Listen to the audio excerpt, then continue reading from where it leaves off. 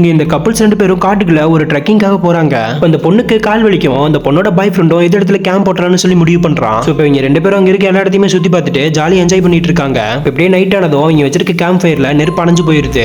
அந்த பொண்ணோட பாய் ஃப்ரெண்டுமே ஒரு கோடாலி எடுத்துட்டு ஏதாவது மரக்கட்டை கிடைக்குமான்னு தேடிட்டு இருக்கான். இப்போ பக்கத்துலயே மரக்கட்டை ஒண்ணு பெருசா இருக்கிறத பார்த்துட்டு நேரா அது பக்கத்துல போறான். அந்த மரத்துக்கு முன்னாடி ஒரு சூடாயிரம் கிடக்கிறத பார்த்துட்டு அவனுமே எதுவும் கண்டுக்காம அந்த பக்கமா தூக்கி வீசிடுறான். இப்போ இனிமே அந்த கோடாரி வச்சு அந்த மரக்கட்டையை வெட்டுறான். அந்த மரம் கொஞ்சம் கூட வெட்டுப்படாதனால அவன் கையை வச்சு அந்த மரத்தை உடைக்க பாக்குறான். ஆனா இவ்வளவு நேரம் ட்ரை பண்ணியும் அந்த மரக்கட்டை உடையாதனால வேகமா பிடிச்சி இழுக்கவும் அந்த மரக்கட்டை அவன் கையோட வந்துருது. சோ அப்பதான் அவன் அந்த மரக்கட்டையில வித்தியாசமா ஒரு ஆணி அடிச்சு வச்சிருக்கிறத பாக்குறான். அவன் முன்னாடி இருக்க மரத்துல இருந்து அந்த மரத்தை பொழந்துட்டு என்னமோ ஒண்ணு வெளியே வர பாக்குது. இவனுமே பயந்துட்டு அவன் கேர்ள் ஃப்ரெண்டை கூப்பிடலான்னு பாக்குறான். அவன் ஹெட்செட் மாட்டிருக்கனால அவளுக்கு சுத்தமா கேட்கல. இப்படியே அந்த மரத்தை பொழந்துகிட்டு ஒரு சூனிய பொம்மை வெளியே வந்து விழுகுது. அவனுமே அந்த பொம்மையை கையில் எடுத்து பாக்குறான். அப்ப அந்த இடத்துக்கு ஒரு பெரிய உருவம் வந்து அவனை துரத்திட்டே போய் அவனை கொலை பண்ணிருது. அந்த பொண்ணுக்கு அவன் கத்துற சவுண்ட் கேட்கவும் இந்த பொண்ணு வேகமா எந்திரிச்சு போய் பாக்குறா. இந்த பொண்ணுமே அந்த மரத்து முன்னாடி அந்த பொம்மை கிடக்கிறத பார்த்துட்டு அதை கையில் எடுக்கிறா. அப்ப மறுபடியும் அந்த உருவம் அவன் முன்னாடி வந்து அவளையுமே கொலை பண்ணிருது.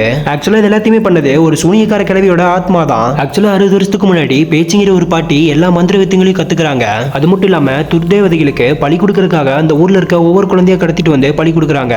இது எல்லாத்தையுமே ஒரு நாள் அந்த ஊர்ல இருக்க ஒருத்தர் மறைஞ்சு நின்று பாத்துறான். இவனுமே பார்த்தத போய் அந்த ஊர் தலையாளி கிட்ட சொல்ல அவருமே அந்த சூனியக்காரியை கட்டி இழுத்துட்டு வரக்காக 2 அடியாட்கள் அனுப்புறாரு. ஆனா அந்த சூனியக்காரிக்கு நிறைய மந்திர வித்திகள் தெரிஞ்சனால அந்த வித்தையை வச்சு அவங்க 2 பேர்ல ஒருத்தனை கொலை பண்ணிடுறா. அவங்களுமே வேற வழி இல்லாம அந்த ஊர்ல இருக்க சாமியாரை போய் பாக்குறாங்க. அந்த சாமியாருமே அந்த ஊர் மக்கள் கிட்ட அந்த சூனியக்காரி சாக வர வாங்கினவ அவளை அழிக்கலாம் முடியாது, வேணா அடைச்சு வைக்கலாம்னு சொல்றாரு. ஆனா அதுக்கும் அந்த சூனியக்காரியோட ஆத்மாவை தனியா பிரிக்கணும்னு சொல்றாரு. அது மட்டும் இல்லாம அந்த சூனியக்காரி கண் முன்னாடி போகாம மறைஞ்சிருந்து அவளை கொல்லணும்னு சொல்றாரு. அந்த தலையாளிமே நேரம் அந்த சூனியக்காரி வீட்டுக்கு போய் அவங்க ஆட்களை கொலை பண்ணிட்டு அந்த சூனியக்காரி வெளியே வரக்காக வெயிட் பண்ணிட்டு இருக்காங்க. அந்த சூனியக்காரி அவங்க பக்கத்துல வந்ததும் அவன் தலையில ஒரு துணியை போட்டு அவளை அங்கேயே கொலை பண்ணிடுறாங்க.